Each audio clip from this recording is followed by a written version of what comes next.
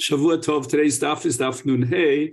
We're going to begin here on daf Nun Daled Amid Beis Iboilahu, 5 lines down from the top, 6 lines down from the top, where we're dealing with the concept called Tumas Eretz Amavin. The Mishnah here on daf Nun Daled Amid Aleph had listed those tumas for which a Nazir is not megaleach, and on the list we had a Nazir who came into Eretz Ha'amavin.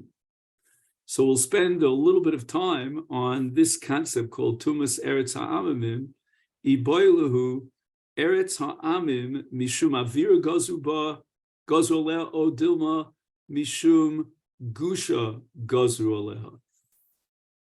So let's see if we can understand what's going on over here. The Gemara is going to talk about someone who entered into Eretz Amim in a Shida Tevu Michza or a Migdal. And the question is whether Avira Gozruleh, the entire space of the Eretz Amim, is Tameh.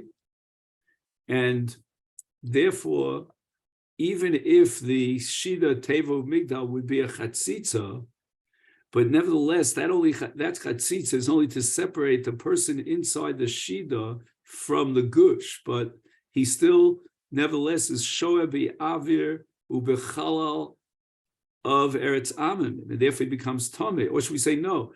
The Chachamim never instituted a Gzera to be Matami the Avir, the Chalal of Eretz Amim, but only the Gush, in which case, since he entered into a Shida Tevu Migdal, those are Chotzim B'fnei Atum. So let's go very slowly here, gradually, to try to understand what this is all about. The assumption here of this Gemara is that it's possible that the Gzera was only with regard to the Gush. However, what about Ohel, Tumas Ohel? Meaning, if someone is Mahil on the Gush, the Masechet Olos, Perek Beis, in the Mishnah, Tumas Eretz Amamin is listed, enumerated in the category where there's no Tumas Oel. Here, the Gemara is assuming the whole basis of this Iboilahu is that there is Tumas Oel of someone who enters into Eretz Amavin. Question is whether there's Chatzitza, if you hold Gusha, but certainly there is Tumas Oel. And this question is raised by Tosfos, Dibra Maschel Eretz, which you'll see is the 5th Tosfos on the page. And he offers the following 3 answers. Number 1, that the Mishnah Olos is talking about the case of someone who transported a Gush Ofar from Chutz La'aretz to Eretz Yisrael. And therefore, it's not Mitami B'Oel. Here, we're talking about someone who enters in to the airspace of Chutz La'aretz. Second answer is, based on the Gemara in Shabbos Tesvav and Beis, there were 2 historical periods. At period number 1, the initial Gzera, the Chachamim, was only on the Gush of Eretz Amimim, and they only were Mitame B'Maga Umasa, but not B'Oel. However, at a later period of time, they added and expanded the Gzera to include even Tumas Oel. And finally, Tosfos' third answer is that the Mishnah in Olos is talking about a person who is standing in Eretz Yisrael and stretches his arm out to Eretz Amimim. And that's why the Mishnah establishes that there was no Gzera on Tumas Oel. And that Gzera, although it was initially part of the Gzera, but nevertheless, that Tumas Oel will only apply to someone who enters into Eretz Ha'amimim, Rosho Veruba. Now, in the same Tosfos rejects a certain possible, what he would consider misinterpretation of our Gemara. And that is, if a person is Mahil and stretches himself over Eretz Amimim, does he become Tomei or does he not?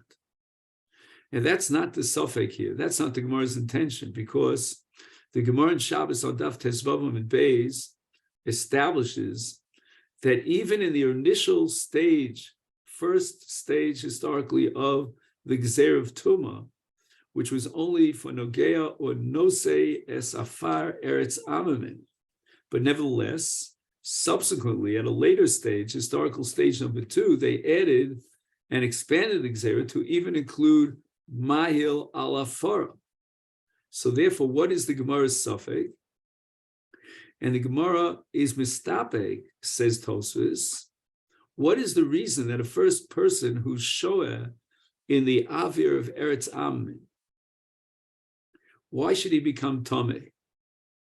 Is it Gzeres Tuma of Eretz Amin because of a chashash of Tumas Mes?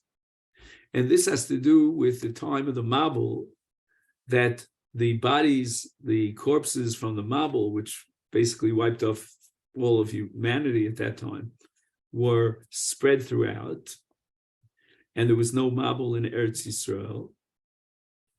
Or was the basis for this Gzera and its motivation because there are Kivrei Yisrael that cannot be identified? And if there are Kivrei Yisrael, then even Mahil al Afara should become Tameh, like the din of a Mahil al Oel Ames. But if he enters into the airspace with a Shida Tevu Migdal, assuming those carriages, etc., are greater in size than our Boim saw, he does not become Tameh, because a Kli Gadol, any utensil that's more than 40 saw as a receptacle, is not Makabel Tumah. And if it's not Makabel Tumah, then ipso facto, it's Chotzis B'fnei Tumah. So that's one approach.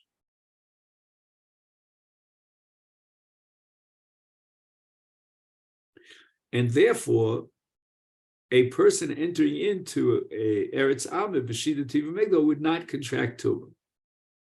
Oh, what's the other side in the Gemara?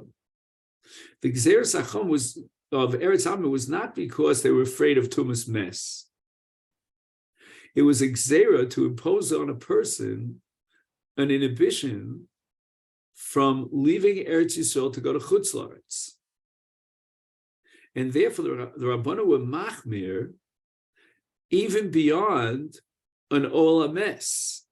And they're mitami the Chalal, the airspace of the Avira of Eretz Amim. And therefore, even if he enters into a Shida Tevo Migdal, despite the fact that there's a chatzitza between him and what's below him, which is the Gush Ofar from either the Mesei Mabul or from a lost Kever Yisrael, it doesn't matter. The very fact that they entered into the Chalala Avir, that made them Tomei. Now, what does it mean, Mishum Avira Gazruba? We should avoid making a mistake. It doesn't mean that the Gzera was only Mishum Avira, but rather, did they go beyond Gusha? And besides worrying about the possibility of a lost kever, etc., which is in the Gush, they also went a step beyond that, and they were mitame with that Gzera, the Avir of Eretz Yisrael. So Avira means even Avira. Very important point. Now, there's a sefer here quoted in the footnote of the Masifta, the name of a sefer called Mayim Tahorim, that the Gzera of the Chacham and Eretz Amim and Mishum Avira, according to that Mandi Omar, possibly means that they never made a Gzera on the Gush at all. And therefore, if a person would come in direct contact with a Maga of Eretz Amim, he would not require Hazah Shlishi Ushvi. However, another sefer, which is called the Birchas Rosh, completely rejects that, and he holds that for sure the main fundamental Gzera, as we mentioned earlier, is on the Gush, because of the real Chashash of Tumah. So if a person comes in direct contact in a Maga with the Gush, for sure he's going to require Azah on Shlishi Ushvi. The suffix of the Gemara is, did they go a step beyond that and expand the scope of the Gzera to include even Avira, so that they would inhibit a person from leaving Eretz Yisrael? So that if the Gzeres Chachamim was on the gush and only on the gush of Eretz Amamin, then for sure we could say the reasoning behind the Gzera, what motivated Chazal was the Chashash of Tumas Mes. The Machlokes here, as we'll soon see, revolves around the Gzera on Avir. Did they make a Gzera only in order to inhibit a person from going to Chutz La'aretz? Or was that Gzera of Avir also motivated by Chashash Tumah? And according to the Sidrei Taros, if they made a Gzera because of Avir, then everybody would agree that the reason for the Gzera is to inhibit a person from going to Chutz La'aretz. The suffix in the Gemara is whether the Chachamim gave that Gzera the structure and the operating principles that apply to Tumas Mes.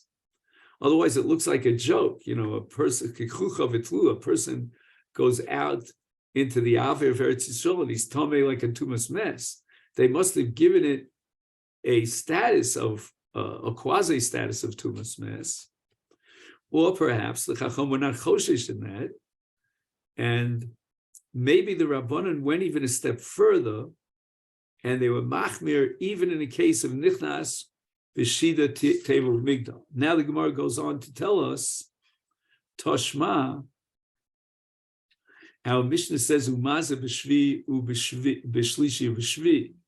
So in all the tumas that are enumerated in our Mishnah, even though a Nazir is not megaleach aleim, nevertheless he's tamei 7 days because of tumas mes. And that's going to be something that we can understand if you hold that Eretz Amim is tamei mishum gusha. So that the Mishnah is explicit about the fact that if someone enters into Chutz La'aretz, Eretz Amim, then he's going to require Hazah Sefer Hapara on Shlishi and Shvi. But Iyamr Mishum Avira, if the Tumah that the Rabbanon established through the Gzera for Eretz Amim is Avir, that the entire Halal, the entire airspace of Eretz Amim is Tameh, which would mean that if a person enters with a teva, inside a teva which is more than 40 sa, and therefore it's not an oil, and therefore, that if he enters into a teva that's more than 40 sa, then it's not makabel tuma, and therefore it's a chotzeis b'fnei tuma.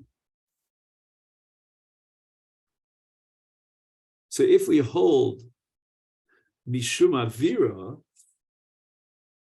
then when they were metame the Avir of Eretz Amimim, such that even someone who enters into Eretz Amim, the airspace in a Teva Migdal, etc., which is now Chotz Nei Tuma, then presumably, as we discussed earlier, the Tuma is not a Tumas Mes. Because if a person is ma'il al a mes, but he's inside a teva, then he's not tameh. So the Rabbanan made a gzera of tumah bi'alma, and they were motivated to inhibit a person to leave Eretz Yisrael and go to Chutz La'aretz, and they created this new entity called tumas avira. Is therefore, if it's a new entity and it's not tumas mes, Hazal Lomali. And this would seem to support that approach, which we said in the name of Mayim Tahorim, that if the Gzera the Chacham was on Eretz Amimim, Mishum Avira, then there was no Gzera Mishum Gusha. Hence, the Gemara's question, Hazal Lomali. Why does a person who goes to Chutz La'aretz require Hazah Sefer Hapara? After all, the din of Hazah is only relevant to and generated by Tumas Mes. Tumas Eretz Amim is not a Tumah of Tumas Mes, it's a new entity. Elolav Mishum Gusha. And the Gemara at this point thinks that if the Tumah of Eretz Amim is Mishum Gusha, and that means that the offer is Tameh Mishum Tumas Mes because of Mason that are buried there, then we can justify why he requires hazah me'efra para like any tamei mess. And the Gemara rejects it. Lo, li'olam ema, I'm going to argue that the Gzeres Chacham Eretz Amim is mishum avira, which means that the tumah is not because of chashash tumas mes. And eno chinami, if he goes into Eretz Amim, the teva shidu migdal, and he's only tamei tumas avir, which is an entity unto itself, he would not require hazah from the Ephra Paraduman, Shlishi, Ushvi, V'chi Kitani. The Mishnah says that in this enumerated list of tumas, he requires Hazah B'Ephra Para, Asha'ara. That's referring to all the other categories of tumah that are enumerated in the Mishnah, which are tumas mes. And Hachinami Mistabra, we're going to be medayik this from the language of the Mishnah, that there are tumas that don't require hazah because midiktani v'kelim anogim b'mes and hani kelim b'nei hazah. The Gemara asks a rhetorical question. If you're talking about the tumas that are enumerated in the Mishnah, amongst them is a tuma of an ogeh v'kelim. So you have kelim that came in contact with a mess, and now a person, let's say a Nazir, will come in contact with those kelim. And is it possible to say the person who is nogea v'kelim, and these kelim were in contact with a mess, would require azah? The Mishnah says that we're talking about kli shetef, which is kli eitz. And when they come in contact with the mess, they become an avatuma. And if somebody touches them, he becomes a rishon l'tuma.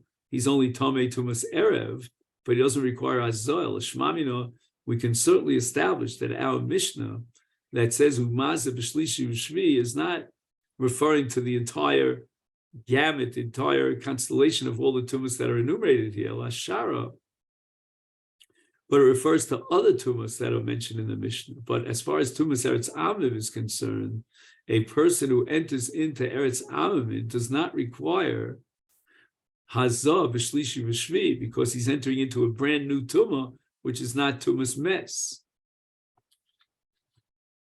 So when it says in the Mishnah, Umaza b'shlishi v'shvi, that's referring to other categories of tumah that are enumerated in the Mishnah. And now we start the daf for today, Nun He. Lemekit hanoi. Shall we assume that this issue of how to define the gzeira of tumas Eretz Amim is in fact the subject of a debate between Rebbe and Rabbi Yossi, Rabbi Yehuda.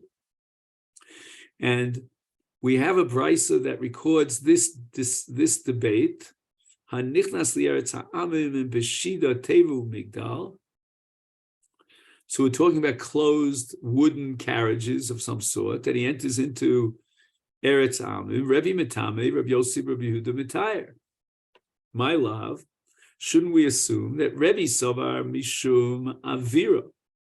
According to Rebbe, the Tumah that the Rabbanim instituted as Gzeira in Eretz Amimim is the Halal of the Avir's Tameh. Therefore, even though he's in a Shida Tevu Migdal, which are so large that they're not Makabal Tumah, and therefore they're a Chotzes B'fnei Tumah, and separate the person who's within the carriage from the mess, from the karka, from the gush, he becomes tameh according to Rebbe because of avira. But Rabbi Yossi, Rabbi Yehuda, Sabishum Gusha, that the tumah is limited to gush because the offer of chutz la'aretz, we have to assume, might be saturated with tumas mess. And therefore, Amal offer Tomei, but if he's Nichnas L'Shida Tev Migdal, and they serve as Chatzitza between the person inside the Shida and the Karka and the offer, that Chatzitza will save him from contracting Tumah. And that's the Shita of Rabbi Yossi, Rabbi Yehuda, who says that the Gzeira of Tumas Eretz Amim exhausts itself in Gush. And the Gemara rejects it low. The Kuliyam, it's possible that whether it's Rebbe or Rabbi Yossi, Rabbi Yehuda, they both agree that the reason for the Gzeira and the definition of the Gzeira and its scope of Tumas Eretz Am is Mishum Gusha.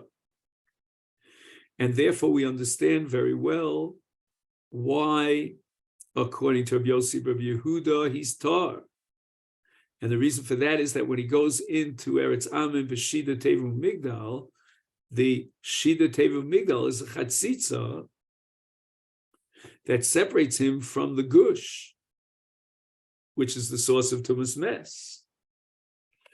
And now the Gemara says that according to Rabbi Yossi, Rabbi Yehuda, Sober Oel Zorik Shmei Oel, even a moving Oel that's in motion, that's being carried from place to place by a human being or by an animal, and doesn't remain stationary, static in its own place, is called an Oel. And once it's an Oel, then it's going to serve as a chatzitza.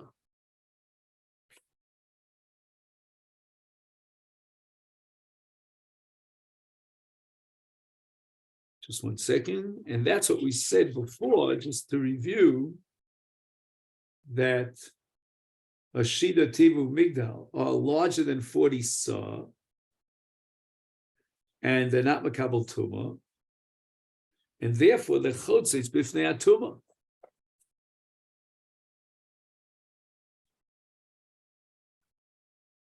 But now we're throwing in another element into the equation, and that's called Zoruk. And you have a movable oil that's being carried. It's not stationary. According to Rabbi Yossi, Rabbi Yehuda, it has the status of an oil.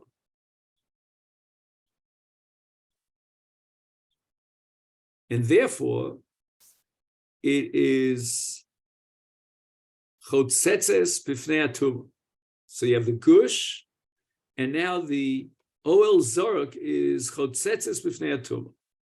Mar Sover, according to Rebbe, oil Zoruk lo Shmei oil, and therefore these tevos, which are movable, are in motion, are not Chotzim Bifnei Atumah.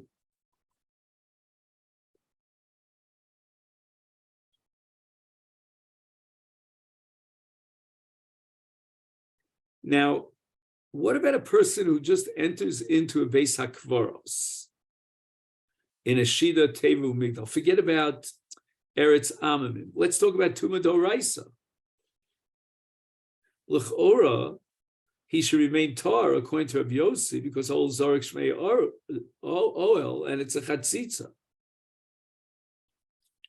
And that would have been a greater chiddush, what's called koch tatera adiv, to tell me that Rabbi Yossi, Rabbi Yehuda is matayer, even in a case of Tumah Doraisa, in a regular classic Beis HaKvaros.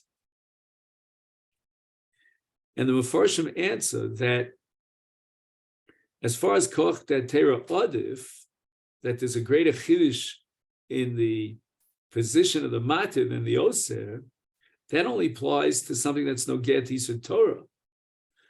And Sofik Doraisa is l'chumra, therefore the mekil must be somech on his shmua, and that's a chiddush. But in a Sofik D'Rabbanan, which is always l'kula, then we don't say the chiddush is b'divrei ha-mekil, or adarabah, the chiddush is b'divrei ha-machmir. So that's why the Brisa mentions Tumas Eretz Amim, which is only D'Rabbanan, and is machadish the chiddush that according to Rebbe, we're going to be machmir in a Tumah D'Rabbanan.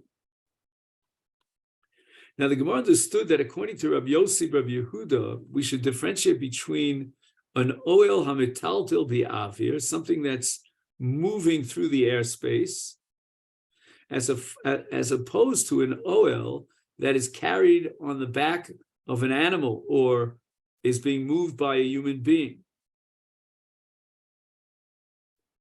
And that's going to be the key to understand Rabbi Yossi, Rabbi Yehuda. That we're not talking about an oil that's being carried, but rather an oil that is flying through the air. And this is similar to the case in the 8th chapter of Masechet Olos called a talis hamanafnefes beruach. You have like a flag or you tie a talis down to a pole and it's being lifted and waved by the wind. That's called an Ol Zaruk. And according to one opinion, it's Lav Shmei Oel, and therefore Eino Chotzetzes. Eino Chotzetzes V'fnei Atum. Now, these Tevos over here that we're dealing with in our Sugya are Chotzetzos. Why? Because they're being carried on the back of a human being or an animal, and the human being and the animal have their feet anchored on the ground. For Tanya, and the Gemara is going to prove this from a brisa, a Tosefta in the 9th parak of Olos, Rabbi Yossi, Rabbi Yehuda Omer, Teva. So we're talking about a large carriage or a box that is greater than the size of our Boim Sa.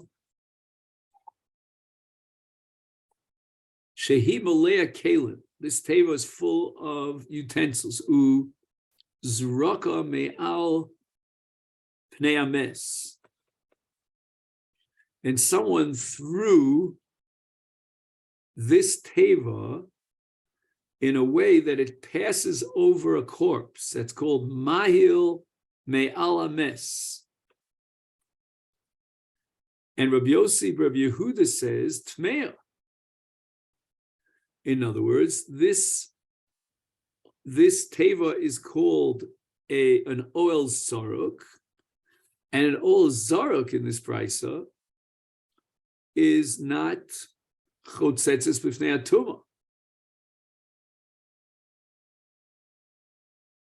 So you're going to have to assume that we're talking about a case of zraka, where a person throws it,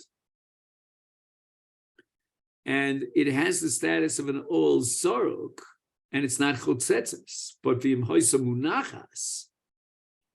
But if, on the other hand, the teva is sitting on top of a man who's carrying it, or an animal, that'll bring it over the mess, then tahora. That means that since it's resting on a person or an animal whose feet are entrenched in the karka, in the ground, then it's no longer an old zaruk, and therefore it's chotzetzes mipnei atuma. So this supports our understanding that Rabbi Yossi, Rabbi Yehuda will differentiate between the case of an olam metaltel ba'aver, which, as we said before, is like a talis hamanafefes baruach, which is eina chotzetzes, as opposed to an oel, which is being carried by an animate, either human being or an animal, that has its feet grounded in the karka. And in the latter case, then it's considered an ol zaruk, which is shmei oel, and it is chotzetzes b'fnei atuma. However, the Gemara now offers an alternative explanation to the controversy between Rebbe and Rabbi Yossi, Rabbi Yehudi, Bois Ema. To Kuli Alm, everybody holds just the opposite. Mishum Avira. That the Tumah that the Rabbanan would go there regarding Eretz Amim was Mishum Avira. That means someone who is Shoah Bi'avir Eretz Amimim, even though he's not Mahil ala Ofar. And this is a new case that we're going to introduce now. The question is whether or not he contracts Tumah. Now, what's this very, shall we say, unusual case of Avira? And we're not talking about Shida, Tevo, Migdal. So how do we get to the point of Shoah B'Eretz Amimim? But he's not being Mayel on the offer of Eretz Amimim. So this is the case of Hanichnas li Eretz Amimim bekaron o besfina. And on this case, well, actually, the karon is very similar to Shida Tevu Migdal. And Mar Sober, according to Rabbi Yosef, Rabbi Yehuda, Keved lo shchicha, it's not motzui to go into a land, an airspace with a shida tevu migdal, and therefore gzera b'bakil lo shchicha lo goes with Rabbanan. Rabbanan don't make a gzera in a case that's so unusual.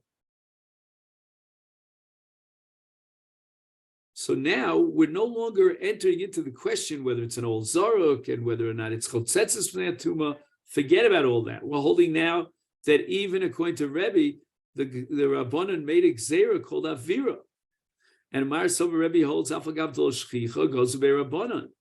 Even though this is so unusual, that a person should enter into the airspace of chutzotz in a shida tevu migdal, nevertheless the Rabbanan made the gzera of Tumah. So the explanation of this machlokas is offered by the Mishnah Lamelech, and he says, what is milsalo shchichalo gozu be'rabbanan? Is this with regard to siyagim that the Rabbanan were mesaken in order to prevent a person from violating it in Torah, and they're not worried about a case of lo motzu?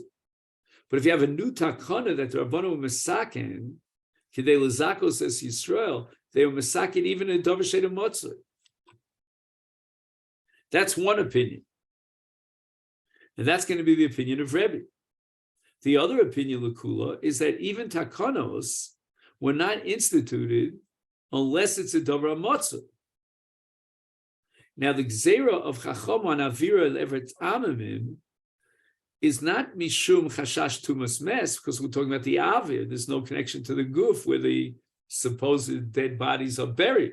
So it's a separate takana in order to discourage people from leaving Eretz Yisrael going to chutzor. So therefore, Rebbe says that the Rabbanim, once they made that takana, it will apply even in case of a davar she'eino matzui.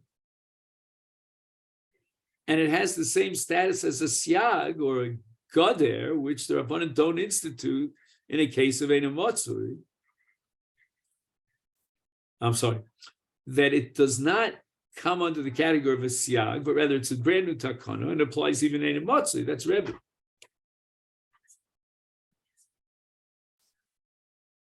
But on the other hand, if you go with the shita of Rabbi Yossi, Rabbi Yehuda, he's going to argue that milsalo shchichalo goes be Rabbanan, even in the case of a brand new takana. That's the Mishnah.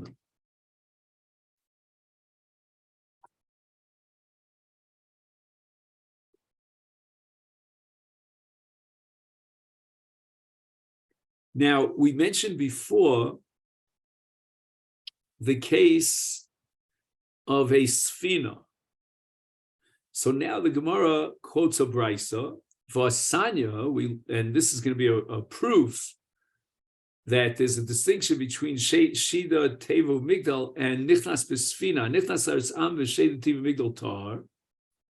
That's not Matzui.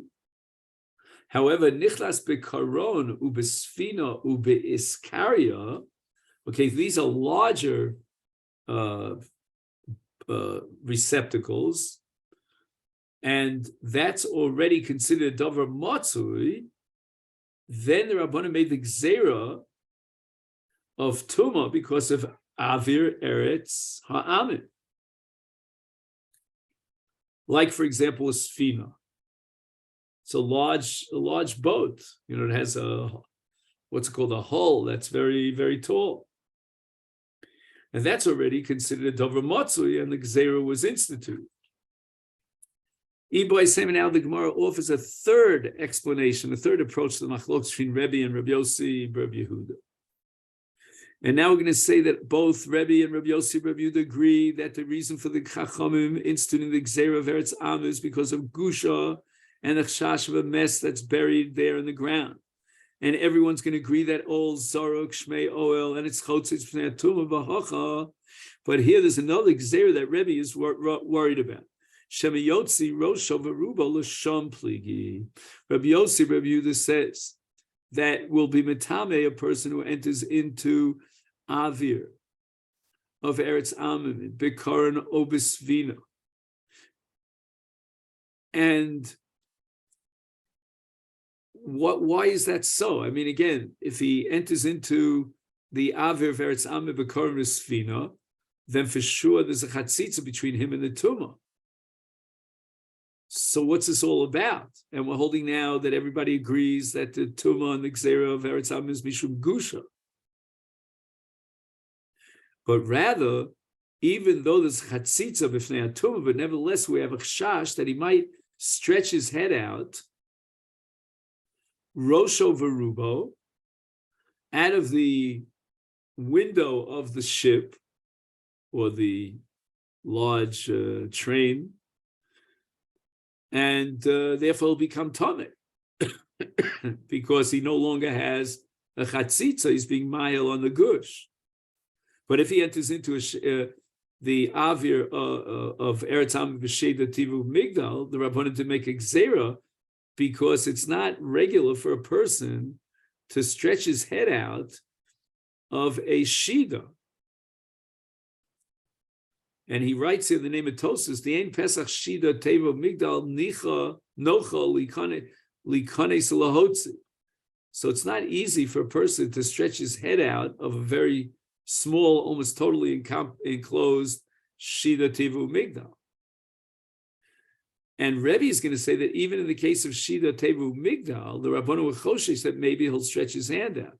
It's a kind of low plug, and therefore they were metame him.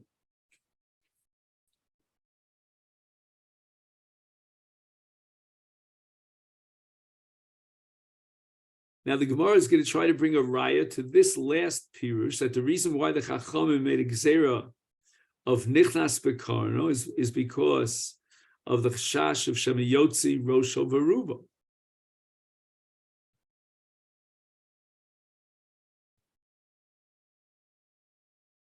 And here we're going to say it's Nichale, so there's a real chash that he might stretch his head out, and then he's Metame the oil over the gush.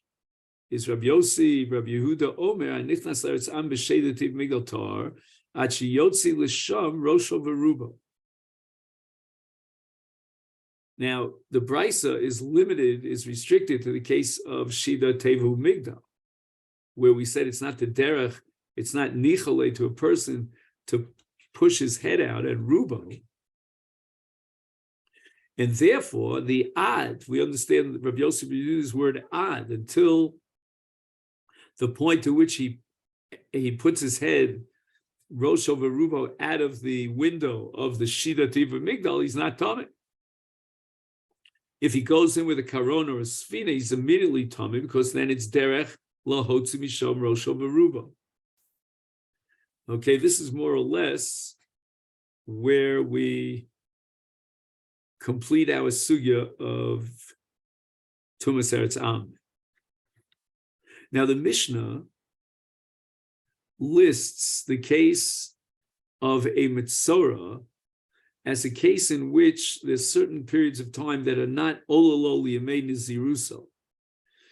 And that's called the times for the mitzorah, which are divided up into two categories of sphira and gemira. And he gives a little bit of a background here. Just 1 second.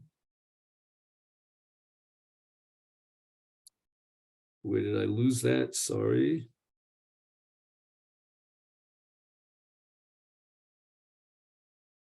Oh. So first we'll start with what's called Yemei Gomro. Okay, Gomro is Miloshin Gomur. He's a Mitzorah Gomur, which is Liachar Shechlito HaKohen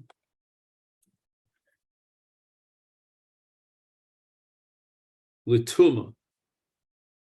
In other words, he had either Baheres or one of its Toldos, or Se'es or one of its Toldos. These are the 4 Negoim of Simone Tuma. And now he becomes a Mitzorah Muchlat. So that's called Yemei Gomro. Then we have something called Yemei Safro. And he counts 7 days after he re-enters into the Machna. And he's actually physically located outside of his Ohel. Now, at the end of that 7-day period, he does a second giluach of all se'aro and anything else that's part of the requirements of Tara. And the very next morning, he brings his karbanos of a mitzorah. And during these periods of time, Muchlat and Yemei Sifro, those days are not Ola, they're subtracted from Yemei Nazirus, Umaskal Umonin, and immediately after he completes his Yemei Gomro and Yemei Safro, he starts again to pick up where he left off in order to implement and fulfill the Yemei Nazirus that he's missing in order to be Mashlim his Nazirus. And now we have a statement of Rav Chizda, which is going to pretty much occupy our minds for the balance of this daf. Rav Chizda lo shanu, when do we say that we cannot calculate the Yemei Gomro and Safro integrated into the counting of Yemei Nazirus Elabin Nazirus Muetes? That's called Shloshim Yom. So he accepted upon himself a classic minimum Nazirus of Shloshim Yom, and then he contracted Tumas Tzoras. And the Kohen was Megaleachim at the end of Yemei Gomro, and again at the end of Yemei Safro. Now, on the day 30, from the beginning of Nazirus, he did not, if we calculate, he did not have Gidul Seir. We need a Gidul Seir of what's called a Shir Pera, which is 30 days. So therefore, he won't be allowed to be Megaleach. And that's exactly what the Mishnah means. Ela ben Nazirus Meruba. But if he was Makabel on himself, a long period of time of Nazirus that goes beyond 30 days, then even after the Giluach of his Tzaras, if he still has a balance of 30 days of Nazirus, in order to complete his Kabbalah's Nazirus, then Mislak Nami Solikle. And in those days of his Tzaras are even Ola Leminyan HaNazirus, a Pel of a Chidush of Rav Chizda, because he'll have the Gidul Seir even after his Teglachas during the balance of his Nazirus. Masechet Rav Sharvia, we learned apparently. He's going back to the Mishnah on Daf Nun Daled. If a Nazir contracted Tumas Saras during his time in the Nazirus, Maskal Umonu Miyad V'ein Mevato Behem Es HaKodmin, which means that after his Tara, he can immediately count his days of Nazirus, and he doesn't lose all the days that he was Noeg Nazirus before he contracted Tumas Tzaras. So Tzaras is not like Tumas Mes, which is the latter is Soseres, and completely undermines all the days that he observed until now. Tzaras is not the same. It's Eino Soteres. And therefore he can continue counting from the place where he left off at the moment that he contracted Tumah. So what's Rav Sharvia's point? Well, I mean, why is he upset and objecting to Rav Chizda? B'may, what kind of Nazirus are we talking about? Ilem Nazirus Muetas, if we're talking about the minimum Nazirus of Shloshim Yom, how could the Tana and the Mishnah say that it's not Mavatal Yom HaKodmin? We need Pera HaKaboy Gidul Seir. Right? At the end of his Nazirus, he requires Giluach, and he has to be Megaleach, a shear of Seir, which is called Gidul. And what's Gidul Seir? That's 30 days. So certainly he would have to wait a shear of 30 days after his Giluach as a Mitzorah in order to complete his Nazirus and do a Giluach at the end of 30 days of Gidul Seir. So it comes out that his days of Tzaras was Soser, his Nazirus, all the Nazirus and the Gidul Seir that preceded the Tumas Tzaras.